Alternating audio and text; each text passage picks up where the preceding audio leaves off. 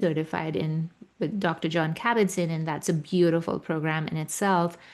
But the focus there was on 40 minutes practices, which I am still a big believer of. However, I have found that not everyone is able to commit 40 minutes to a dedicated practice. So I want you all to be clear about the two types of practices. So the dedicated meditations are where you're taking out time just for that meditation. And that is helpful because when you give an extended period of time, let's say even 10 minutes to 20, generally 20 minutes is about how much it takes for our usual turbulence to slow down. And then you can look at the deeper patterns and see what is going on, what needs to be discovered and seen and heard within yourself. So that is the dedicated practice, is for the purpose of seeing the deeper patterns. But then the micro practices are generally like there's an audio guidance that I'll be sharing. Those are generally about 5 minutes.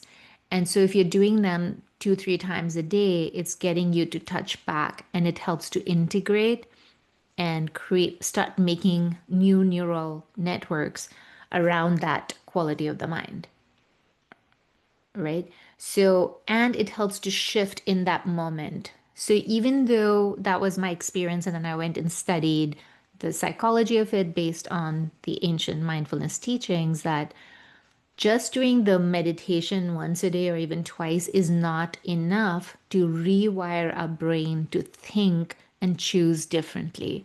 So it is possible some of the benefits will transfer into your day and the decisions you make, but if you want to more actively change how you're making decisions for yourselves and for your community or for work, then it's really important to build these different neural pathways for curiosity, for compassion, for awareness, for each of these qualities throughout the day with these micro practices.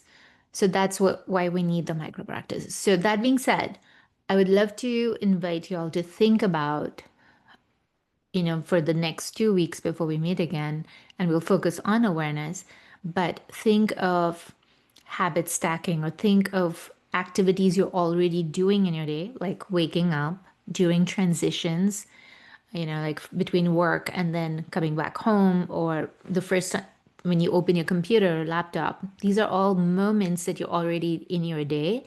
And if you can stack this activity of sensory awareness, like just taking